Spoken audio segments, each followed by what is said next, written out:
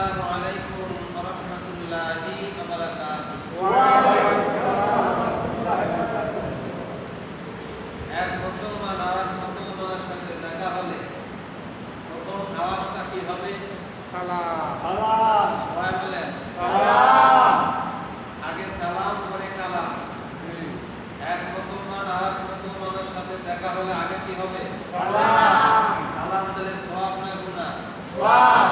কত পরিমাণ সওয়াব? যিনি সালাম দিবেন তিনি পাবেন 90 নেকি? হয় নাকি? 90। আর যিনি সালামের জবাব দিবেন তিনি পাবেন 10 নেকি? তাহলে কত হইল? 100 নেকি। এখন তো আমরা নেকি আর আমল নেকামল করার পাগল নয়। আমরা এখন মনে করি নেকামল করলেও সমস্যা নাই, না করলেও সমস্যা নাই। কিন্তু একটা নেকামলের জন্য কিয়ামতের ময়দানে হয়ে যেতে পারে আপনার জন্য জাহান্নাম। ঠিক কিনা বলেন? একটা নেকামলের কারণে আপনার হয়ে যেতে পারে জান্নাত। কি বলেন, ঠিক না?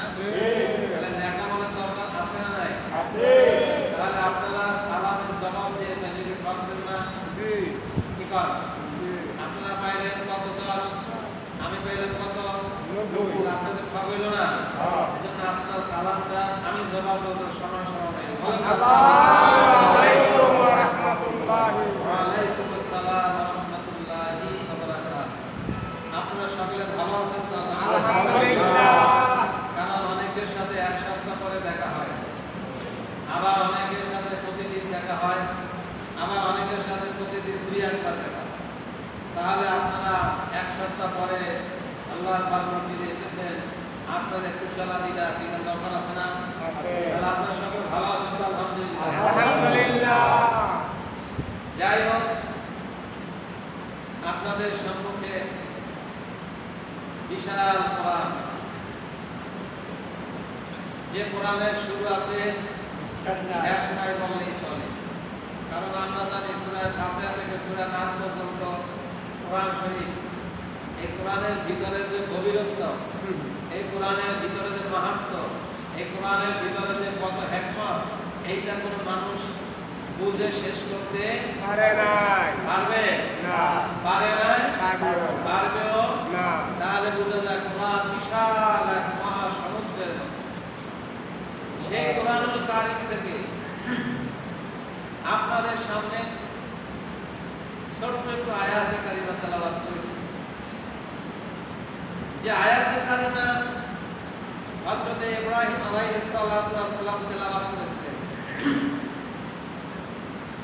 সেই ইব্রাহিম আলাইহিস সালাতু ওয়াস সালামের মুখের ভাষাটা, মুখের বাক্যটা আল্লাহ বিশ্বনবীর উম্মতের হেদায়েতের জন্য কোরআনে লিখিত করে দিয়েছেন। বলুন না সুবহানাল্লাহ। ইব্রাহিম আলাইহিস সালাম আয়াতটা তেলাওয়াত করেছেন। সেই আয়াত তেলাওয়াতকৃত আয়াত আমাদের জন্য, আমাদের হেদায়েতের জন্য আল্লাহ কোরআনে কোট করে দিয়েছেন, যাতে আমার হাবিবের উম্মতেরা এই কোরআনের আয়াতের ব্যাখ্যা শুনে তারা যেন হেদায়েত হয়ে যায়।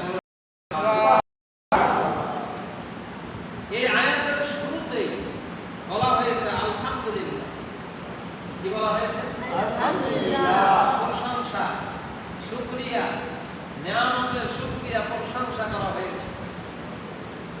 তাহলে আমরা কি নিয়ামতে খুশি না বেজার? খুশি। আমরা যে কোনো নিয়ামত পাওয়ার পরে আমরা শুকর করব কার? আল্লাহ। আলহামদুলিল্লাহ। কি বলে? আলহামদুলিল্লাহ।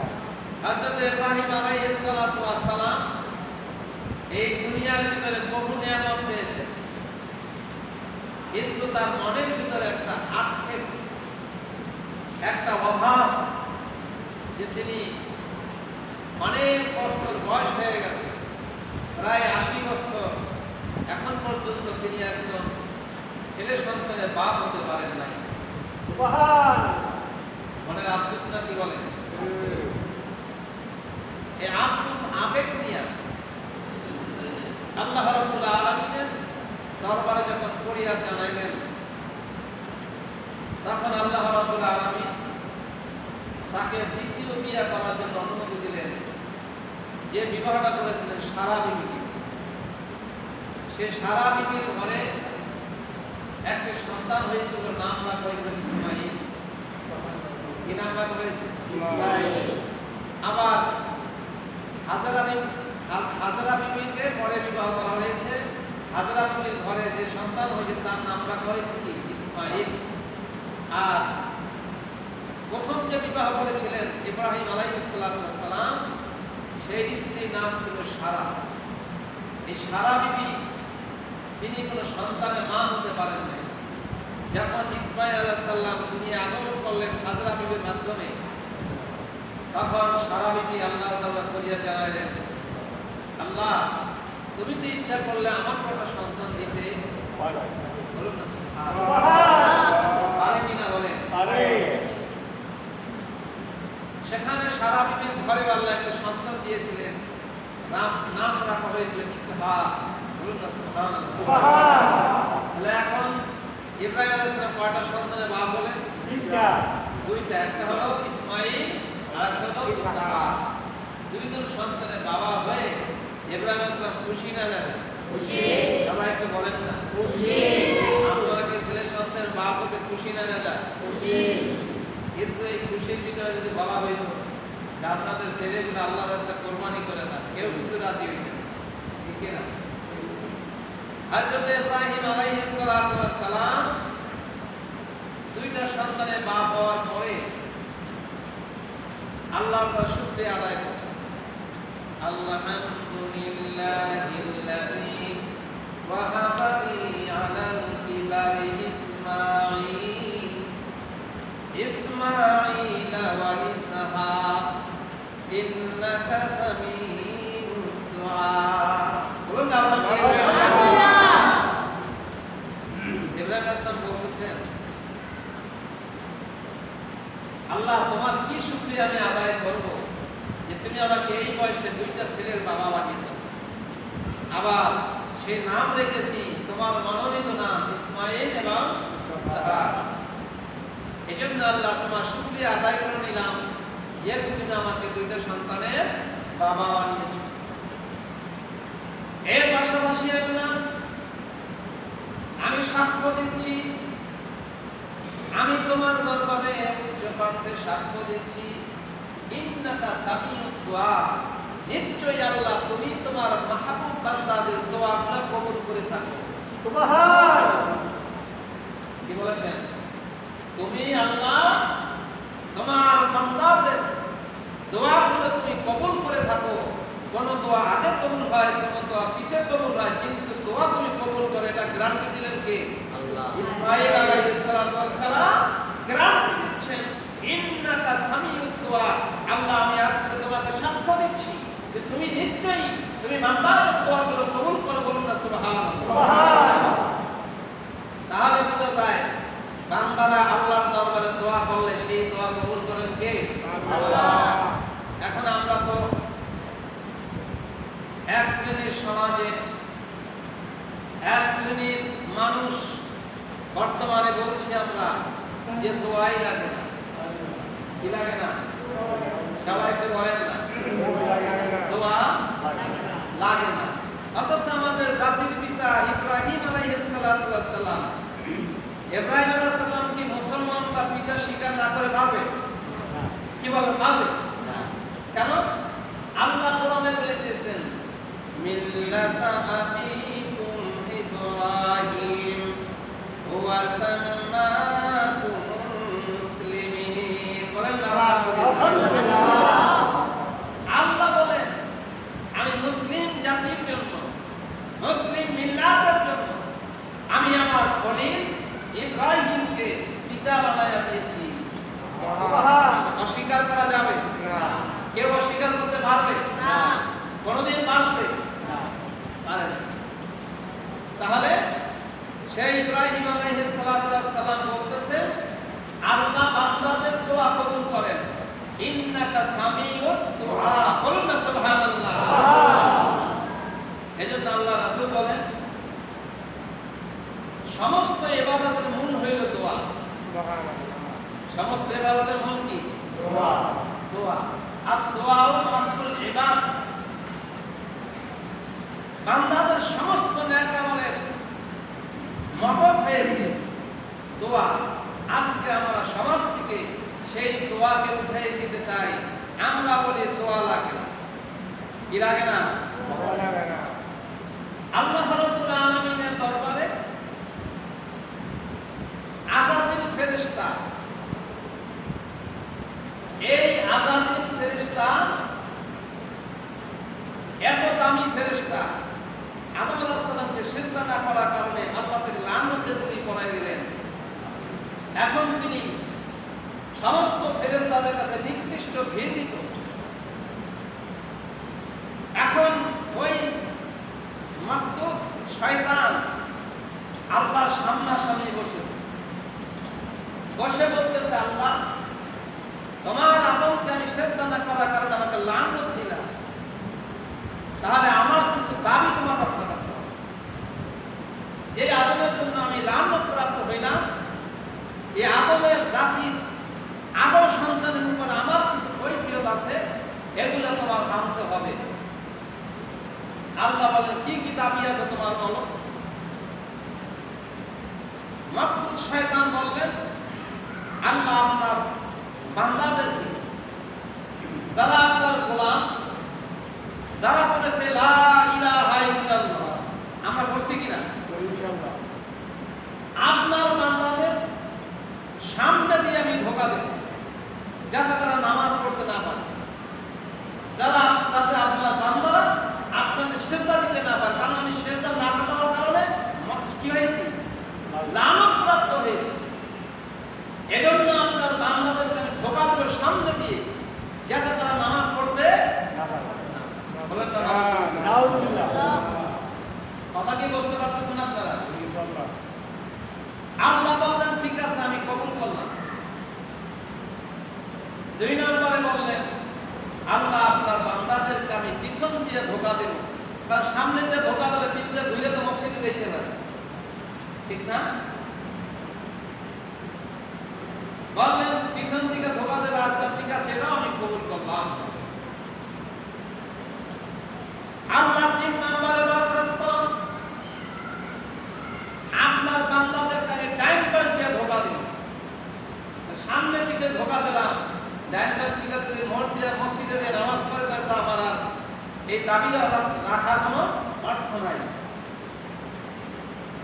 আল্লাহ বললেন, আমি 4 নম্বর বললেন, আল্লাহ আপনার বান্দাদেরকে বাম দিক দিয়ে ধোঁকা দেব, যাতে আপনার বান্দারা আপনার গোলামি করতে না পারে, আপনাকে যেন সিজদা দিতে না পারে। কারণ আমি সিজদা না দেওয়ার কারণে তোমার দরবারে লানত প্রাপ্ত হয়েছে। আর তোমার বান্দাগুলো যখন সিজদা দেবে না তোমাকে, যখন তোমার কদমে সিজদা দিবে না, তখন তারা আমার দলের লোক হয়ে যাবে, তাহলে আমার একটু শক্তি বেশি হবে। জোরে বলেন আলহামদুলিল্লাহ। আপনারা কি বুঝতেছেন কথা? তাহলে সিজদা দেওয়া না দিলে খুশি হয় কিনা? আল্লাহকে সিজদা না দিলে কে খুশি হয়? শয়তান। আর সিজদা করে খুশি হন কে? আল্লাহ। আপনারা কাকে খুশি করবেন? আল্লাহ। কাকে খুশি করবেন না, কাকে খুশি করবেন? আল্লাহ। হাত নামান। আল্লাহ বলেন, তোমার আর কোনো দাবি আছে? কয় না, আল্লাহ আর কোনো দাবি নাই। কয় তাহলে তুমি সামনে দিয়ে ধোঁকা দিবা, পিছন দিয়ে দেবা, ডাইনে দেবা, বামে দেবা, সব আমি কবুল করলাম। আর তো তোমার কোনো চাওয়া পাওয়া নাই। কয় না আল্লাহ, আমার আর কোনো চাওয়া পাওয়া নাই। তাহলে তুমি শোনো, আমার বান্দাদের জন্য 2টা শুভ সংবাদ। বলুন না সুবহানাল্লাহ। আপনারা কি খুশি না বাবা? খুশি। এতক্ষণ মনে করছেন শয়তান তো আমাদেরকে নামাজ না পড়ায়, তাহলে আমাদের দোষ কোথায়? ঠিক না? যে শয়তান আমাদেরকে ধোঁকা দিয়ে বেনামাজি বানাইছে, আমাদের কোনো দোষ নাই। যাও আর শয়তানের লাগে আল্লাহ বুঝবে, আমাদের কোনো দোষ নাই। এরকম একটা চিন্তা ভাবনা আমাদের আসছে না? আল্লাহ ডাকতে বলে, মাকতুব শোন, আমার বান্দাদের জন্য 2টা শুভ সংবাদ। কয়টা? 2টা শুভ সংবাদ হলো, আমার বান্দাদের জন্য আমি 2টা রাস্তা খোলা রাখছি। সুবহানাল্লাহ। কয়টা? 2টা। জোরে বলেন। 2টা। আপনি মুহাম্মদে 2টা রাস্তা আমি খোলা রাখছি। একটা হলো উপরে, আর একটা হলো নিচে। সুবহানাল্লাহ। একটু জোরে বলেন না সুবহানাল্লাহ। আমার বান্দাগণ সারাদিন পর গুনাহের কাজ করবে,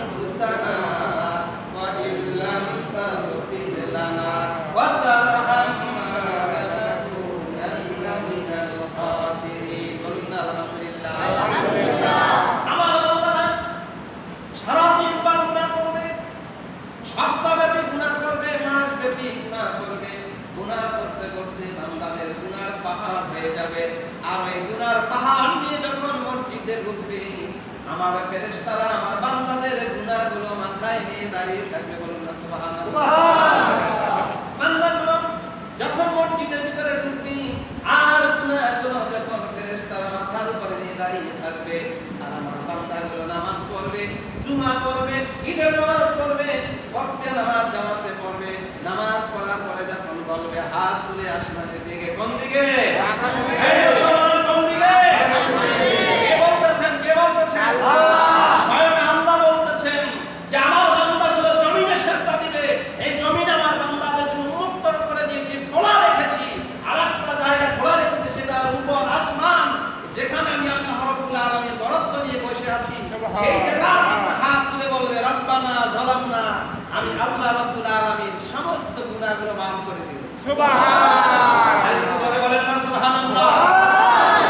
আজকে সেই মুসলমানের সন্তান, সেই মুসলমানরা বলে যে ফরজ নামাজে পড়ে মোনাজাত করা যাবে না।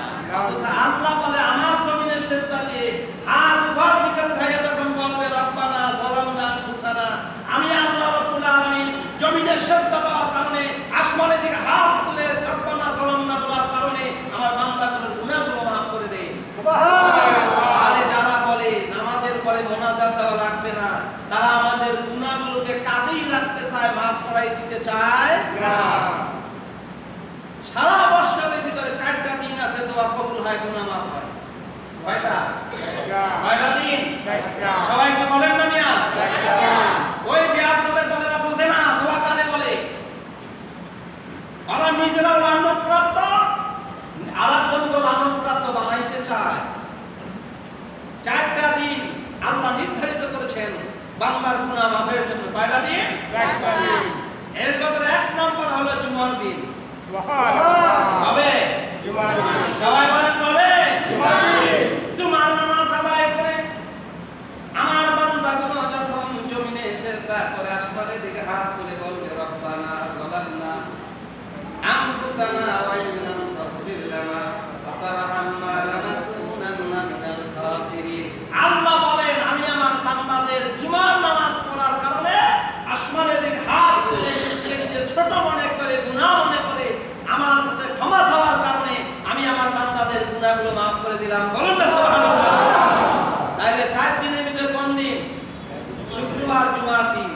আজকে দেখা যায় আমাদের সমাজে জুমার নামাজ পড়ার পরে মোনাজাত না দিয়ে বারান্দায় চলে যায়, এরকম এক শ্রেণীর যুবক আছে না নাই? ওই যুবক পায়ে ধরে বলবো আল্লাহর কথাকে অস্বীকার করো না। যদিও মোনাজাত নামাজের অংশ না, আমরাও বলি, কিন্তু আল্লাহ তো বলেছেন আমার জমিনে সেজদা দেওয়ার পরে আমার আসমানের দিকে হাত তুলে যখন দোয়া করবে আমি আমার বান্দাদেরকে মাফ করে দিয়ে মকবুল বান্দা হিসেবে কবুল করো। বলুন না সুবহানাল্লাহ। এজন্য যে সমস্ত যুবকেরা ভ্রান্ত পথে থেকে ফরজ নামাজের পরে মোনাজাতকে অস্বীকার করো, মোনাজাতকে না দিয়ে মসজিদ থেকে বের হয়ে যাও, মনে রাখবা তোমার কপাল পুড়ে গেছে। কি পড়ে গেছে? মুসলমান চিৎকার বলুন, কি করেছে? আজকে কপাল পরা মুসলমান। আল্লাহ রাসূল বলেন আমার একটা ছোট সুন্নাতকে অস্বীকার করলে সে মুনাফিকের খাতায় চলে যাবে। একটা ছোট সুন্নাত, আপনার সুন্নাতকে যদি অস্বীকার করে লোকটা কি খাতা নাম হয়ে যায়? মুনাফিকদের খাতা নাম চলে যায়। আপনার কি মুনাফিক হতে চান? না।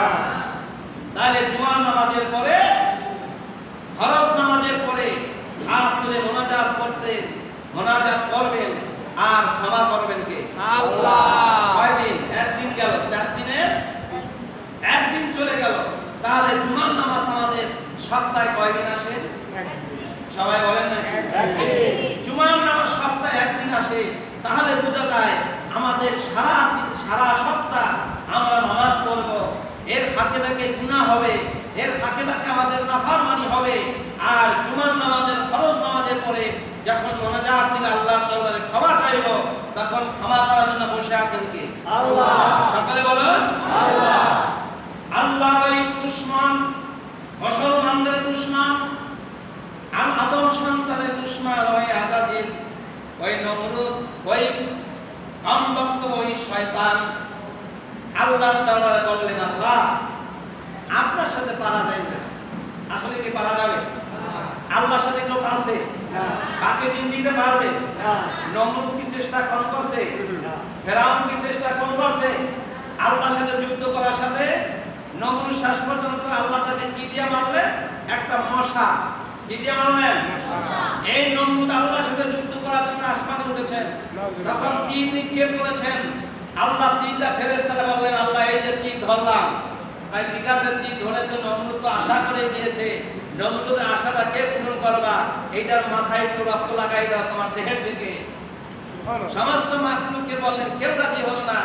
মা আছে, সে বললেন, আল্লাহ আমি আপনার এই কথাকে, এই আপনার হুকুমকে মান্য করতে রাজি আছি, বলুন না সুবহানাল্লাহ। তাহলে আল্লাহর হুকুম মান্য করলে রহমত দান কে?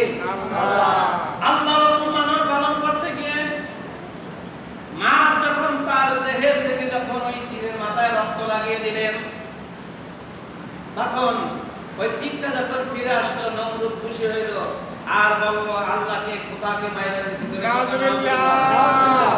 এখন আল্লাহ বললেন, এই মাছ, তুমি এত মাকলুক আমি সৃষ্টি করেছি, কেউ রক্ত দিতে রাজি হলো না, তুমি কেন হলো? ওই আল্লাহ আপনি যখন নির্দেশ করেছেন, আপনার নির্দেশটা পালন করার জন্য আমি এই কাজ করেছি, বলুন না সুবহানাল্লাহ।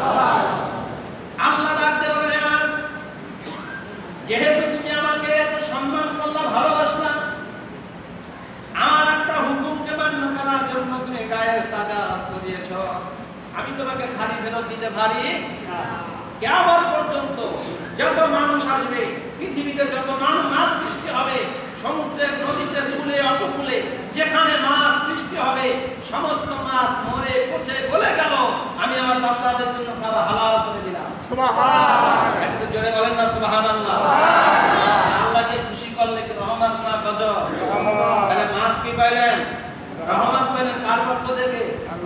আল্লাহর পক্ষ থেকে। মরা মাছ খাওয়া কি জায়েজ আছে না নাই? পচে গলে গেলে কালে লেবু পাতা দিয়ে একটু ঝুরি করলে মজা, ঠিক না বেঠে? তাহলে বুঝা যায় মাছ মইরাও শান্তি। আর লক্ষ টাকা দিয়ে গরু কিনে আনলেন, এইটা যদি মারা যায় জবাই করে খাওয়া যাবে না? তাহলে বুঝা যায় আল্লাহর হুকুম মানলে আল্লাহ তার বান্দাদের জন্য কি দেন? রহমত দেন। কি দেন? আমার ভাইয়েরা, বন্ধুরা, তাহলে দুশমনী বহু মানুষ করেছে আল্লাহর সাথে, কেউ কিন্তু জমিনে থাকতে পারে পারছে? সাদ্দাত কি বলেছিল?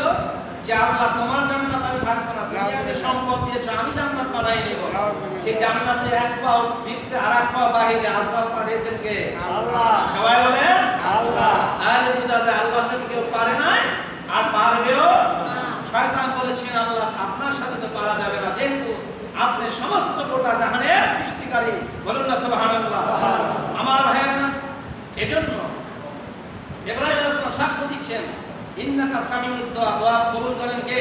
আল্লাহ। তাহলে দোয়ার রাস্তা খোলা আছে না নাই? আজকে দোয়ার রাস্তা যারা বন্ধ করতে চায়, তারা কিন্তু আমাদের বন্ধু হতে পারে কি পারে? এজন্য আমরা যখনই যেখানে ফরজ নামাজ আদায় করব, সেখানেই নামাজের পরে আমরা হাত তুলে দোয়া করব কার কাছে? আল্লাহ। তাহলে দোয়ার গুরুত্ব আছে না নাই? ইব্রাহিম আলাইহিস সালাম বললেন, আমি তো সন্তান পাওয়ার আগে দোয়া করছিলাম, সন্তান পাওয়ার আগে দোয়া করেছিলাম, আজকে সেই দোয়ার ফসল আমি দুইটা সন্তানের বাবা হয়েছি, মরা গাছের ভিতরে ফসল হয়েছে, ঠিক না? সারা বিবির ঘরে সন্তান হয় নাই। ইব্রাহিম আলাইহিস সালামের বয়স 80 বছর হয়ে গেছে, সন্তান হয় নাই। তাহলে সারা বিবির বয়স তো 75-70 হবে, ঠিক না? তাহলে এই সময় তো বাচ্চা হওয়ার কথা না। তাহলে সারা বিবির ঘরে যখন সন্তান হইলেন, তাহলে কি মরা গাছে ভুল করছে না? দেন কে? কে দিয়েছেন? আল্লাহ। এখন কি শুকরিয়া করা দরকার না?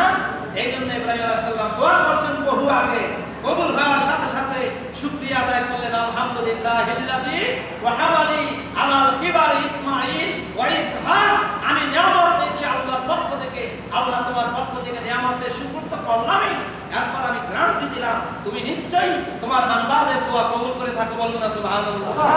আর আমাদের কি দোয়া করা দরকার আছে না নাই? আছে। তাহলে জুমার দিন 4 দিন দোয়ার জন্য দরখাস্ত করবেন। একদিন হলো কোনটা? জুমার দিন। জুমার নামাজের পরে যখন আপনি হাত তুলে দোয়া করবেন, সেই দোয়া কবুল করবেন কে? আল্লাহ। আল্লাহ। তাহলে কি আমরা জুমার নামাজের পরে দোয়া করতে রাজি আছি সবাই? ইনশাআল্লাহ। কেউ তো দোয়া না করে বারিন্দায় চলে যাবে না। এটা হাত উঁচু করে বলেন, দোয়া করবেন কি করবেন না? ইনশাআল্লাহ। দোয়া দরকার আছে না?